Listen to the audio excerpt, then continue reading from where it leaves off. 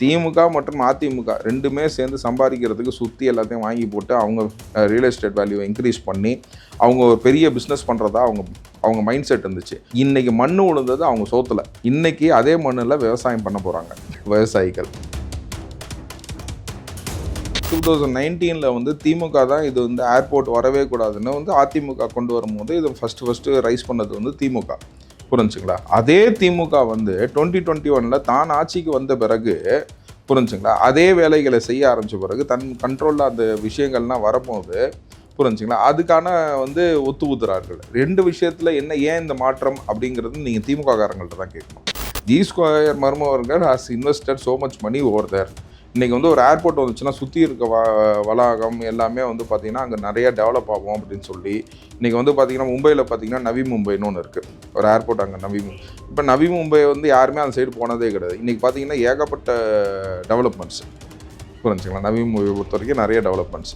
So அந்த மாதிரி ஒரு விஷயத்தை தான் வந்து பார்க்குறாங்க அப்படின்றது தான் நான் வந்து சொல்லுவேன். தற்போதைய இருக்க விமான நிலையம் வந்து பார்த்திங்கன்னா 2045 வரைக்கும் வந்து will be very sufficient enough. இதை இன்னும் கொஞ்சம் மறுசீரமைப்பு பண்ணோம் அப்படின்னா we can extend this also அப்படின்னு சொல்லிட்டு ரொம்ப காங்க்ரீட்டாக அதை வந்து சொல்லியிருக்காரு. ப்ளஸ் ஏற்கனவே இருக்க விமான நிலையம் வந்து சிட்டி உள்ளுக்குள்ளே இருக்குது, ரொம்ப வசதியாக இருக்குது. மக்களுக்கு வந்து இன்றைக்கி மெட்ரோ வசதி கூட இருக்குது. ஜி ஸ்கொயர் எப்படி சார் ஒரே நாளில் சிஎம்டி அப்ரூவல், ஒரே நாளில் டிடிசிபி அப்ரூவல் அவங்க ஆட்சியில் இருக்கும்போது உடனே நீ எந்த இடத்த வேணால் வாங்கலாம், கலெக்டர் பர்மிஷன் உடனே வரும். பட்டா அதுக்கு மாற்றணுமா? விவசாய நிலத்துலேருந்து நீங்கள் உடனே மாற்றிக்கலாம். பதவியை வைத்து சம்பாதிப்பவர்கள் வந்து திமுககாரர்கள். உங்கள் ரியல் எஸ்டேட் பண்ணுறதுக்காக நீங்கள் ஒரு யூகத்தை கொண்டு வராதிங்க. பின்தங்கி போயிடுச்சு அப்படின்னா இன்றைக்கி ஏர்போர்ட் வரல, பின்தங்கி போயிடுச்சுன்றாங்க. ஏர்போர்ட் ஏற்கனவே தான் வரல. நீங்கள் வந்து ஃபஸ்ட்டு வந்து என்ன பண்ணோம், அங்கே நீங்கள் மெட்ரோ ரயிலுக்கு நீங்கள் வந்து பணம் ஒதுக்குனீங்க. மெட்ரோ போடுங்க. ஏன் விவசாயிங்க மெட்ரோவில் போயிட்டு வரக்கூடாதா?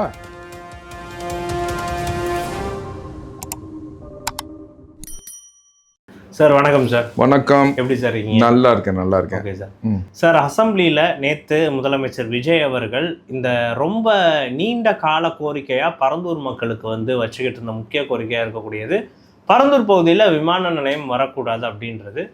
ஸோ இவர் முன்னாடியே சொல்லியிருந்தார், தன்னோட எலெக்ஷன் மேனிஃபெஸ்டோலேயே இதை 2-3 இடத்துல ஸ்ட்ராங்காக சொல்லியிருந்தார். இப்போ அதே மாதிரி பரந்தூர் விமான நிலைய திட்டம் முழுக்க கேன்சல் செய்யப்பட்டிருக்கு. இதில் சாதகம் என்ன பாதகம் என்ன அப்படின்றத ஃபஸ்ட்டு காமனாக பேசிடலாம் சார். மற்ற விஷயங்களுக்கெல்லாம் அதுக்கப்புறமா போகலாம் சார். இது பரந்தூர் விமான நிலையம் பொறுத்த வரைக்கும் ஃபஸ்ட்டு விவசாயிகள் காப்பாற்றப்படுறார்கள். தமிழக அரசின் நிலைப்பாடு விவசாயிகளுக்கு மட்டுமே அப்படின்னு சொல்லிட்டு நிலைப்பாடு எடுத்திருக்காங்க. அவங்க மேனிஃபெஸ்டோவில் வெரி கிளியராக அவங்க சொல்லியிருக்காங்க. ஃபஸ்ட்டு வந்து பார்த்திங்கன்னா முதல்வர் விஜய் வந்து போராட்டம் பண்ணி தன் அரசியல் வாழ்க்கையே வந்து ஒரு ஆரம்பமாக பண்ண போராட்டம் வந்து பார்த்திங்கன்னா ஃபஸ்ட்டு பரந்தூர் விமான நிலையம் தான். And he has kept his word and அதை வந்து சட்டப்பேரவையில் வந்து நிறைவேற்றியிருக்காரு. நான் இதை எப்படி பார்க்குறேன்னு கேட்டிங்கன்னா, ஆக்சுவலாக வந்து பார்த்திங்கன்னா தே ஹாவ் த ஒரு கான்சைஸான ஒரு ஆன்சரும் அவங்கள்ட்ட இருக்குது. என்னென்னு கேட்டிங்க, தற்போதைய இருக்க விமான நிலையம் வந்து பார்த்திங்கன்னா 2045 வரைக்கும் வந்து will be very sufficient enough. இதை இன்னும் கொஞ்சம் மறுசீரமைப்பு பண்ணோம் அப்படின்னா we can extend this also அப்படின்னு சொல்லிட்டு ரொம்ப காங்க்ரீட்டாக அதை வந்து சொல்லியிருக்காரு. ப்ளஸ் ஏற்கனவே இருக்க விமான நிலையம் வந்து சிட்டி உள்ளுக்குள்ளே இருக்குது, ரொம்ப வசதியாக இருக்குது. மக்களுக்கு வந்து இன்றைக்கி மெட்ரோ வசதி கூட இருக்குது. இன்றைக்கி ஏர்போர்ட் போகணும் அப்படின்னா நேராக மெட்ரோ எடுக்கிறோம், மெட்ரோவில் போய் இறங்குறோம், நம்ம பாட்டுக்கு ஏர்போர்ட் உள்ளுக்குள்ளே போயிடுறோம். ரொம்ப வந்து மக்களுக்கு ரொம்ப இதாக இருக்குது. இதே பரந்தூருக்கு போச்சு அப்படின்னா ஃபார் யுவர் இன்ஃபர்மேஷன், இன்னொன்று வந்து பார்த்திங்கன்னா சிட்டி எக்ஸ்பேன்ஷன் வந்து ஜாஸ்தியாக இருக்கும். எக்கனாமிக்கலாக நீங்கள் பார்த்தீங்கன்னா சிட்டி ஷுட் நாட் எக்ஸ்பேண்ட். இப்போ டெல்லியை பொறுத்த வரைக்கும் பார்த்தீங்கன்னா they not expanded the city. என்சிஆர்னு சொல்லிட்டு பார்த்தீங்கன்னா தே மேடு குர்கான், நொய்டா அப்படின்னு சொல்லிட்டு வந்து பார்த்திங்கன்னா தனி சேட்டலைட்டை கொண்டு வந்திருக்காங்க. அந்த மாதிரி விஷயத்தை தான் நம்ம கொண்டு வரணும். எனக்கு வந்து ஏற்கனவே இருக்கிறது இன்றைக்கி செலவு செய்யப்பட்ட விமான நிலையம் வந்து இவ்வளோ இருக்கும் போது நெக்ஸ்ட்டு விமான நிலையம் வந்து பார்த்திங்கன்னா 150 கிலோமீட்டர்ஸில் நீங்கள் ஆரம்பிக்கலாம். இப்போ இந்த விமான நிலையத்துலேருந்து ரேடியஸ் நீங்கள் எடுத்திங்கன்னா 150 கிலோமீட்டர்ஸில் விக்ரவாண்டியில் கூட நீங்கள் ஒரு விமான நிலையம் போடலாம். ஸோ அப்படிங்கும் போது பார்த்திங்கன்னா அங்கேருந்து உங்களுக்கு செங்கல்பட்டு பக்கம் தானே. ஸோ அந்த மாதிரி நீங்கள் ஆக்சஸ் பண்ணுறதுக்கு வந்து ஒரு விமான நிலையம் கொண்டு வரணும் தான் என்னோடய ஆசையும். ஸோ இன்ஸ்டெட் ஆஃப் வந்து நீங்கள் வந்து பாக்கெட்டாக ஒரே சிட்டியை வந்து எக்ஸ்பேண்ட் பண்ணிட்டு போகாமல் ஒரு எக்கனாமிக் அனாலிசிஸ் சொல்கிறேன். Expansion of city is very dangerous. புரிஞ்சுங்களா? இன்றைக்கி வந்து பார்த்திங்கன்னா தமிழ்நாட்டில் வந்து பார்த்தீங்கன்னா இவ்வளோ செலவு பண்ணோம் அவ்வளோ செலவு பண்ணோன்னா அது ஒரு தனி ஊழல் கதைகள் இருந்தாலுமே வந்து சொன்னீங்கன்னா zero sea level is rising in Chennai. அப்படிங்கும் போது வந்து பார்த்தீங்கன்னா நம்ம நெக்ஸ்ட் வந்து ஒரு சேட்டலைட்டாக இன்றைக்கி செங்கல்பட்டை தாண்டி ஒரு செங்கல்பட்டு வரைக்குமே நம்ம சிட்டியாக்காமல் செங்கல்பட்டு தாண்டி ஒன்று வந்து ஒரு சிட்டியாக்கி ஒரு சேட்டலைட் சிட்டியை ஒன்று ஆக்கி அதை உருவாக்கி அங்கே வந்து எந்த விதமான இதுவும் இல்லாமல் அது பக்கத்தில் வந்து விக்ரவாண்டியில் வந்து ஒரு ஏர்போர்ட் கொண்டு வராங்க அப்படின்னா that will be that makes a difference. புரிஞ்சுங்களா? ஸோ அவர் நல்ல ஒரு ஏற்பாடாக இருக்கும். அதில் வந்து இதில் 2 போகம் விவசாயம் வந்து கம்மியாக போகுது. இன்றைக்கி வந்து பார்த்தீங்கன்னா இன்றைக்கி சுகரை இம்போர்ட் பண்ண ஆரம்பிச்சிருக்கோம். சரிங்களா? I mean from the other states. We should not call it as import, we are buying from other states. ஓகேங்களா? இதே மாதிரி நாளைக்கு அரிசி ஆயிடக்கூடாது. அந்த பார்வையில் நீங்கள் பார்த்தீங்க அப்படின்னா விவசாய நிலத்தை நீங்கள் வந்து காப்பாற்ற வேண்டும். இன்றைக்கி ஒன்றுமே இல்லை சார். இன்றைக்கி வாட்டர் பாடின்னு சொல்லி நம்ம ஹைகோர்ட்டில் வந்து சொல்லி நம்ம ஒரு ஜென்ரலாக ஒரு வாட்டர் பாடி மேலே நீங்கள் ஏதாச்சும் கட்டிட்டீங்கன்னா கட்டின ஃப்ளாட்னா கூட இடிங்கிறாங்க. நம்ம ஹைகோர்ட், மெட்ராஸ் ஹைகோர்ட் சொல்கிறேன். புரிஞ்சுக்கலாம்? அந்த மாதிரி ஒரு சூழ்நிலையில் இந்த வாட்டர் பாடி மேலே ஒரு 5000 சில்லற ஏக்கரை வந்து நீங்கள் வந்து பார்த்தீங்கன்னா இவ்வளோ ஏரிகளை அழித்து நீங்கள் ஒரு ஏர்போர்ட்டை கொண்டு வந்து அது க்ரீன் ஏர்போர்ட்னு அதுக்கு ஒரு பேர் வச்சா மட்டும் போதாது. அங்கே விவசாயம் செய்யப்படணும், அங்கே வந்து மண் காக்கப்பட வேண்டும், விவசாயிகள் காக்கப்பட வேண்டியதும் ஒரு நல்ல முடிவு தான் நான் யோசிக்கிறேன். இதனால் வந்து எந்த விதமான நஷ்டமும் இல்லை. let us create another airport in 150 kilometers away from Chennai. So அங்கே இருக்க மக்களுக்கும் நல்ல ஆக்சசபிளாக இருக்கும். ஸோ அந்த மாதிரி ஒரு ஏர்போர்ட்டை கொண்டு வரணும் தான் நான் சொல்லுவேன். நெக்ஸ்ட் அந்த ஏர்போர்ட் கொண்டு வரதுக்கு முன்னாடியே அவங்க மெட்ரோ ட்ரெயின் வசதிகள் எல்லாமே நம்ம அது கொண்டு வந்தோம் அப்படின்னா it will be easy development. First எங்கள் ஊருக்காரங்க, நான் திருச்சியை சேர்ந்தவன். ஓகே, எங்கள் ஊரில் வந்து சிங்கப்பூர் மலேசியாவில் இருக்கவங்கன்னா வந்து மெட்ராஸில் வந்துட்டு இருந்தாங்க. இப்போ திருச்சி ஏர்போர்ட்டுக்கு யாருமே மெட்ராஸே வரது இல்லையே. எல்லாமே திருச்சி ஏர்போர்ட்டில் வந்து இறங்குறாங்க, திருச்சி ஏர்போர்ட்டில் போகிறாங்க. ஸோ அந்த ஆக்சசபிலிட்டி ஆஃப் ஏர்போர்ட்டை வந்து இன்க்ரீஸ் பண்ணிங்கன்னா Trichy airport is international airport.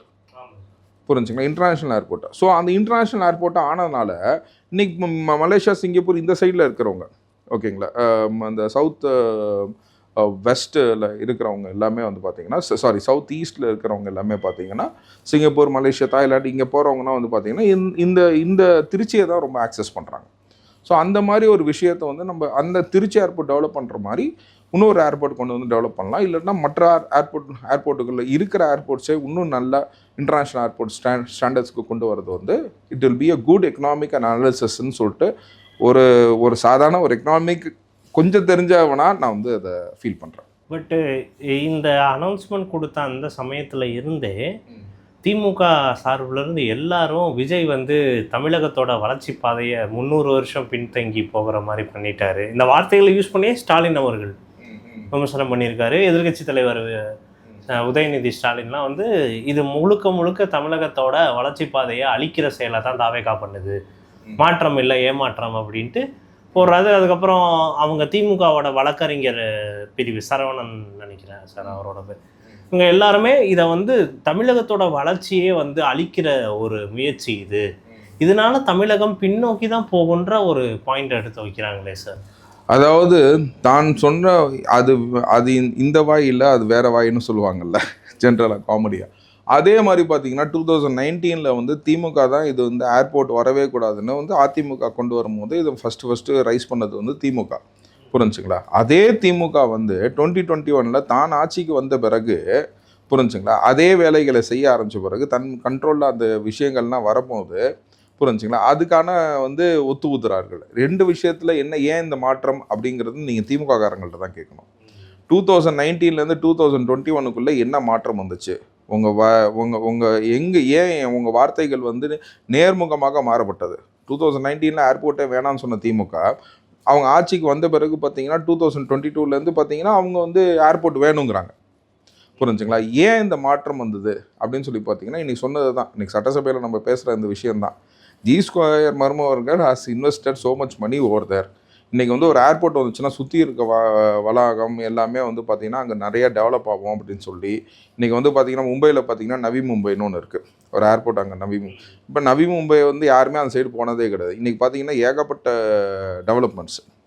புரிஞ்சுங்களா? நவி மும்பையை பொறுத்த வரைக்கும் நிறைய டெவலப்மெண்ட்ஸ். ஸோ அந்த மாதிரி ஒரு விஷயத்தை தான் வந்து பார்க்குறாங்க அப்படின்றது தான் நான் வந்து சொல்லுவேன். ஸோ அவங்க வந்து இட் இஸ் ஒன்லி அவங்களுக்கு வந்து அவங்க சம்பாதிக்கிறதுக்கு, ஓகேங்களா, நான் பிளைண்டாக சொன்னேன் ஒரு கட்சின்னு சொன்னார். ஒரு கட்சினா கிடையாது, அது வந்து 2 கட்சியுமே, திமுக மற்றும் அதிமுக ரெண்டுமே சேர்ந்து சம்பாதிக்கிறதுக்கு சுற்றி எல்லாத்தையும் வாங்கி போட்டு அவங்க ரியல் எஸ்டேட் வேல்யூவை இன்க்ரீஸ் பண்ணி அவங்க ஒரு பெரிய பிஸ்னஸ் பண்ணுறதா அவங்க மைண்ட் செட் இருந்துச்சு. இன்றைக்கி மண் விழுந்தது அவங்க சோத்துல, புரிஞ்சுங்களா? இன்றைக்கி அதே மண்ணில் விவசாயம் பண்ண போகிறாங்க விவசாயிகள். ஸோ விவசாயிகள் பண்ணுற அந்த மண்ணில் விவசாயத்தை நட்டு அதில் வரும் அரிசியை வந்து திமுககாரங்க சாப்பிட போகிறாங்க, அதிமுககாரங்க சாப்பிட போகிறாங்க. அந்த மகிழ்ச்சியோடு நீங்கள் வீட்டுக்கு திரும்பலாம். சார், இப்போ லாஜிக்காகவே வந்து பார்த்தா, இப்போ விமர்சனம் பண்ணுற, இப்போ ஏர்போர்ட் வரணும் அப்படின்னு சொல்கிற எல்லாருக்குமே பார்த்தா யாரும் அந்த ஊருக்காரங்களா இருக்க வந்து மாட்டாங்க. ஆமாம், இது முன்னாடி பரந்தூர் மக்கள் வந்து சுமார் பல வருட காலம் போராட்டம். ஆக்சுவலாக விஜய் வந்து பரந்தூர் போயிட்டு பிரச்சாரம் பண்ணுறப்பதான் அது நேஷனல் நியூஸாகவே ஆச்சு. ஆமாம் ஆமாம், அதுக்கு முன்னாடி நமக்கே தெரியும்ல சார், எவ்வளவு போராட்டம் அடிச்சு விரட்டுனாங்க, இதெல்லாம் வந்து நடந்தது. அவங்களோட கோரிக்கை தானே சார் வந்து முக்கியம். பட் ஏன் வந்து இது பரந்தூர் மக்களையே வந்து இவங்க வந்து வளர்ச்சியை தடுக்கிறாங்கன்ற ஒரு கோணத்துல விமர்சனம் பண்றது எந்த வகையில நியாயம்? அதுதாங்க, மண் எவனுக்கு சொந்தமோ அவன் போராட்டம் பண்ணிட்டு இருக்கான், புரிஞ்சுங்களா? அதை விட்டு மற்றவங்கன்னா வந்து அதுக்கு அகேன்ஸ்டாக பேசுகிறாங்கன்னா இதெல்லாம் என்ன கான்செப்ட்னு நீங்களே புரிஞ்சுக்கோங்க. அங்கே வந்து ரியல் எஸ்டேட் வேல்யூ போட்டு அங்கே அக்ரிமெண்ட்டை போட்டு அங்கே பிஸ்னஸ் பண்ணணும்னு நினச்சவனுக்கு எல்லாத்துக்கும் வாயில் மண், புரிஞ்சுக்கலாம். அதனால் அந்த மண்ணுக்கு சொந்தக்காரன் மேலே இவங்க வந்து வீசுறது வந்து ஒரு கெட்ட வாடையாக இவங்க வீசுகிறாங்க. இவங்க வந்து ஒரு ஈவல் சாத்தானுங்கிறது பரந்தூர் மக்கள் அறிவார்கள், புரிஞ்சுங்களா? பரந்தூர் மக்கள் வந்து விவசாயம் செய்யணும்னு ஆசைப்பட்றாங்க. நம்ம எவ்வளோ சம்பாரிச்சாலும் நம்ம சாப்பிட போது கடைசியில் சோறு தான் சார். அப்படிங்கும்போது அதுக்கு தயவு செய்து மதிப்பு கொடுங்க, அதுக்கு தயவு செய்து அந்த மாதிரி இருந்துக்கோங்க. உங்களுக்கு பிஸ்னஸ் பண்ணுறதுக்கு நீங்கள் வாங்கி சம்பாரிச்சு சொத்தே ஏகப்பட்டது, புரிஞ்சுங்களா? இதுக்கு மேலே உனக்கு காசுன்னு அலையிறீங்களே, நீங்கள் நல்லா யோசிச்சு பாருங்கள் சார். திமுக அதிமுக இதில் வந்து ஒரு ஓட்டுக்கும் 2000 கொடுத்துருக்காங்க, கரெக்டுங்களா? ஓகேங்களா? ஒரு எம்எல்ஏக்கு எவ்வளோ சம்பளம்? 1.5 லட்ச ரூபா சம்பளம். 5 வருஷத்துக்கு எவ்வளோ சம்பளம்? 90 லட்ச ரூபா சம்பளம். 90 லட்ச ரூபா சம்பளத்துக்கு ஒரு தொகுதிக்கு 2.5 லட்சம் ஓட்டு இருக்கா? 2000 ரூபா கொடுக்குறீங்களா? 50 கோடி ரூபா செலவு பண்ணுறீங்க. ஒரு 50 கோடி ரூபா செலவு பண்ணி நீ 90 லட்ச ரூபா சம்பளத்தை வாங்கணும்னு நினைக்கிற எம்எல்ஏ எங்கே? இங்கே 3 லட்சமோ 5 லட்சமோ செலவு பண்ணிவிட்டு இங்கே வந்து வேலை செய்யணும்னு நினைக்கிறாங்க தாவேகா எம்எல்ஏஸ். அவங்க எங்கே? புரிஞ்சுக்கலாம், எண்ணங்கள் டிஃப்ரென்ஸாக இருக்கும், புரிஞ்சுக்கலாம். இவன் 50 கோடி ரூபாய் இன்றைக்கி மக்களுக்கு வந்து 2000 ரூபாய்க்கு ஓட்டு கொடுத்தான் அப்படின்னா அவன் எவ்வளோ சம்பாரிச்சிருப்பான்னு யோசிச்சு பாருங்கள். இன்றைக்கி விலைவாசி ஏறுறது காரணம் இந்த மாதிரி ஊழல்வாதிகள், புரிஞ்சுங்களா? இந்த மாதிரி ஊழல் செய்தனால தான் நம்ம கஷ்டப்பட்டுக்கிட்டே இருக்கிறோம். Poor are becoming poorer and rich are becoming richer, புரிஞ்சுங்களா? இதுதான் கான்செப்ட், புரிஞ்சுங்களா? ஸோ அவங்க செய்கிற ஊழல் நமக்கு இந்த 2000 ரூபாய் 3000 ரூபாய் 50 கோடி ரூபாய் இப்படி தூக்கி விட்டுறாங்கன்னா அவன்ட்டு எவ்வளோ காசு இருக்குன்னு மட்டும் யோசிச்சு பாருங்கள். இந்த சூழ்நிலை தான் வந்து எல்லாத்தையும் மாற்ற போகுது, புரிஞ்சுக்கலாம். இந்த ரியல் எஸ்டேட் புரோக்கர்ஸ்க்கு இதோட ஒரு டெட் எண்ட், புரிஞ்சுக்கலாம். இது எல்லா விதத்துலையும் நடந்திருக்கு. ஃபார் அன் எக்ஸாம்பிள், நீங்கள் எல்லாத்தையுமே இது ப்ரொமோட் பண்ணல, லேண்டை இன்னும் இது பண்ணல, இதை வாங்கி உட்கார வச்சு இன்னும் அது அப்ரூவல்னா ஆயிருந்துச்சுன்னா உடனே பண்ணியிருப்பாங்க. ஃபார் அன் எக்ஸாம்பிள், இன்றைக்கி பார்த்தீங்கன்னா இன்றைக்கி கல் ஊனப்பட்ட கிளாம்பாக்கம் பஸ் ஸ்டாப், புரிஞ்சுங்களா? அதாவது மக்கள் எப்படி வந்து ஏமாளியாக இருக்கிறாங்க, மக்கள் எப்படி வந்து முட்டாளாக இருக்கிறாங்க, அந்த இடத்துல வந்து இம்ப்ரூவ்மெண்ட் வரும் அப்படின்னு நினச்சி for N example, Kilambakkam bus stop வந்து பார்த்திங்கன்னா அம்மையார் ஜெயலலிதா 2011 கொண்டு வரேன்னு சொன்னாங்க. டியூ ரொம்ப நாட் ஓகேங்களா? அன்னைக்கு அங்கே பக்கத்தில் அங்கேருந்து ஒரு 8 கிலோமீட்டர் இடத்துல ஒரு பிளாட்டு போட்டாங்க. அதை நான் ஹவுசிங் லோன் எடுத்து நான் வாங்கியிருக்கேன். நான் வந்து வேற யாரையும் குறை சொல்லல. அதாவது மனுஷன் ஆசையை தூண்டுறாங்கல்ல, அதுதான் அந்த வேலை. நான் அந்த இடத்த வாங்கினேன், ஓகேங்களா? வாங்கி போட்டு எப்போ கிளம்பாக்கம் பஸ் ஸ்டாப் வந்துச்சு? 15 வருஷம் கழிச்சு வந்துச்சு. நார்மலாக நீங்கள் எந்த இடத்துல இடம் வாங்கி போட்டிருந்தீங்கனாலும் இம்ப்ரூவ் ஆகிருக்கும், சரிங்களா? அந்த டைம் லைனில் உங்களுக்கு நார்மல் க்ரோத் இருந்துருக்கும், புரிஞ்சுங்களா? அதே க்ரோத்து தான் எனக்கு இன்னைக்கு கிடச்சிருக்கு. நான் 8 கிலோமீட்டர் தாண்டி வாங்கி போகிறேன், கிளம்பாக்கம் பஸ் ஸ்டாப் வர போகிறதுனா அந்த கிரேஸை கிரியேட் பண்ணுறதுக்கு தான் G2. இப்போ எப்படி வந்து இப்போ யார் போய் நான் இங்கேருந்து போய் நீங்கள் கிளம்பாக்கத்தில் வந்து 2011 போய் இடம் வாங்கியிருப்பீங்களா? அதுவும் கிளம்பாக்கம் இல்லை, கிளம்பாக்கத்துலேருந்து ஒரு 8 கிலோமீட்டர் தள்ளி நான் வாங்குறேன், புரிஞ்சுங்களா? எவ்வளோ ஒரு அதாவது மக்களை வந்து எப்படின்னு கேட்டிங்கன்னா, இங்கே வரப்போகுது, இங்கே பூம் ஆக போகுது அப்படின்னு சொல்லி அதை பணத்தை சம்பாரிச்சு, இதுதான் ஸ்டாக் மார்க்கெட்டில் வந்து பிஎஸ்சி எம்எஸ்சியில் பண்ணுறான். இந்த ஸ்டாக்கு மேலே போகுது, உங்களுக்கு எதுக்கு மேலே போகுது, எதுக்கு கம்மியாக வருதுன்னு அனாலிசிஸே தெரியாது மக்களுக்கு. அதை நீங்கள் பூந்து படிக்க ஆரம்பிச்சிங்கன்னா அந்த எக்கனாமிக் அனாலிசிஸ் உள்ளுக்குள்ளே வந்தீங்கன்னா ஐயோ நம்மளை ஏமாத்துறாங்கடான்னு தெரியும், புரியுதுங்களா உங்களுக்கு? இப்போ ஸ்டாக் மார்க்கெட்டில் இன்னொருத்தன் போடும், இன்னொருத்தன் சம்பாதிப்பான், ஒருத்தன் எடுப்பான், ஒருத்தன் லாபம் சம்பாதிப்பான். லாபம் சம்பாரிச்சிட்டு இருக்கவன் லாபம் சம்பாரிச்சுக்கிட்டே இருப்பான். தோற்றவன் வந்து பார்த்தீங்கன்னா வட்டி கட்டிக்கிட்டே இருப்பான். புரிஞ்சுங்களா? இன்றைக்கி நம்ம சொத்து வாங்கி போட்டதுனால அது ஒரு தேர் தெரிச்சு. இதே மாதிரி வந்து பார்த்தீங்கன்னா அட்வான்ஸாக கொடுத்தவன், இது பண்ணவன், அவன் பண்ணவன், அவனுக்குன்னா அவன் நிலைமைகள் என்னன்னு யோசிச்சு பாருங்கள். ஸோ G2 என்றைக்குமே பணக்காரன் ஆயிரும். புரிஞ்சு மக்கள் தான் அங்கே வந்து இழக்க போகிறாங்க. இந்த மாதிரி விஷயத்தை வந்து கிரியேட் பண்ணி தான் தே டூ பிஸ்னஸ். இப்போ நீங்கள் அடையாரில் வந்து இடத்த வாங்கி பிஸ்னஸ் பண்ண முடியுமா? பண்ண முடியாது. இந்த மாதிரி ஒரு இடத்துல தான் லோவர் மிடில் கிளாஸ் கிட்டேருந்து பணத்தை பிடுங்கினா தாங்க சம்பாதிக்கவே முடியும். நீங்கள் ரிச் கிளாஸ்லேருந்து ஒன்றும் பண்ண முடியாது. Whose your consumers? அந்த கன்சியூமரை நீங்கள் யூஸ் பண்ணும் போது தான் யூ கேன் மேக் மணி. புரியுதுங்களா உங்களுக்கு? இப்போ உங்களுக்கு க்ரௌடு வேணும் சார். இந்தியாவுக்கு எதுக்கு சார் எல்லாமே வரும்? Population sir. அதை விற்கணும்னா G2 எப்படி சார்? ஒரே நாளில் சிஎம்டி அப்ரூவல், ஒரே நாளில் டிடிசிபி அப்ரூவல், அவங்க ஆட்சியில் இருக்கும்போது உடனே நீ எந்த இடத்த வேணால் வாங்கலாம். கலெக்டர் பர்மிஷன் உடனே வரும். புரிஞ்சுங்களா? இப்போ பட்டாதுக்கு மாற்றணுமா? விவசாய நிலத்துலேருந்து நீங்கள் உடனே மாற்றிக்கலாம். புரிஞ்சுங்களா? நன்சை புன்சை அதான் பட்டா கொடுப்பாங்க. நஞ்சா புஞ்சங்கிறத நன்சை புன்சைன்னு கொடுப்பாங்க. நஞ்ச நிலத்தை மாற்றினா நீங்கள் கலெக்டர்கிட்ட வாங்கணும் கையெழுத்து, உடனே வரும் கையெழுத்து. அது எப்படி வந்துச்சு? இன்ன வரைக்கும் பண்ணுறக்கு G2 வந்து ஏன் இப்படி சம்பாரிச்சிருக்காங்க? இது வந்து பார்த்திங்கன்னா நம்ம பதவியை வைத்து சம்பாதிப்பது தான். அதை தான் நான் சொல்கிறேன். பதவியை வைத்து சம்பாதிப்பவர்கள் வந்து திமுககாரர்கள். தன் பதவியை வைத்து கலெக்டர்கிட்ட no objection, you can convert நன்சை. ஆக்சுவலாக புஞ்சை இடத்த மட்டும் தான் நீங்கள் கன்வெர்ட் பண்ண முடியும். நன்சை இனத்தை நீங்கள் பண்ணவே முடியாது. உடனே கலெக்டர் பர்மிஷன் வேணும். கலெக்டர் பர்மிஷன், அப்ரூவல், உடனே approval, CMDR, DTCP, whatever approval. அதுக்கு மேலே வேணா பில்டிங் அப்ரூவல். ஓகேங்களா? எல்லா அப்ரூவலும் தே கெட் இன் த டே 1. மெயினாக G2 வந்து பார்த்தீங்கன்னா பிளாட்டை மட்டும் போட்டு விற்றுட்டு போயிடுறான். பில்டிங்னா கூட கட்டுறதில்ல. ஸோ போட்டானா கேக்கு மாதிரி வெட்டுறான். ஒரு 20 அடி பாதை விடுறான். ஒரு 1/2 ஏக்கருக்கு ஒரு ஏக்கருக்கு வந்து பார்த்தீங்கன்னா அப்படியே கண்டினியூஸ் ஜாயிண்ட்டாக வச்சு அடித்து முடிச்சிடுறான். எல்லாத்துட்டையும் கேட்டட் கம்யூனிட்டின்னு சொல்கிறேன். கேட்டட் கம்யூனிட்டி கான்செப்டே கிடையாது. ஃபார் யுவர் இன்ஃபர்மேஷன், இன்றைக்கி வந்து supreme court is very very clear. That is you cannot stop away to another person. அப்படிங்கிறது கேட்டட் கம்யூனிட்டி கான்செப்டே கிடையாதுங்க. நீங்கள் பிளாட்டு போட்டிங்கன்னா நீங்கள் எல்லா சைடும் நீங்கள் வழி விட்டே ஆகணும். இதுதான் கான்செப்ட். பட் ஆனால் இவன் கேட்டட் கம்யூனிட்டின்னு அட்வர்டைஸ்மெண்ட் பண்ணுறானே, இதுவே தவறான செயல் இல்லையா? சொல்லுங்கள். கேட்டட் கம்யூனிட்டினா சார், நீங்கள் இந்திரா நகர் வழியாக போந்தீங்கன்னா நீங்கள் சாஸ்திரி நகர் போக முடியாது. இந்திரா நகர் மட்டும் ஒரு கேட்டட் கம்யூனிட்டி. அந்த கேட்டட் கம்யூனிட்டி கான்செப்டே கிடையாதுன்ட்டான் சுப்ரீம் கோர்ட்டு. நீங்கள் வழி விட்டே ஆகணும். நீங்கள் டெட் அண்ட் ஆக்க முடியாது. எதையும் அடைக்கக்கூடாதுன்னு சொல்லிட்டு it is a very clear rule. In fact பார்த்தீங்கன்னா இந்த கேசஸில் வந்து சுப்ரீம் கோர்ட் வரைக்கும் வந்து பார்த்தீங்கன்னா it has given, apex court வரைக்கும் it has given a clear order.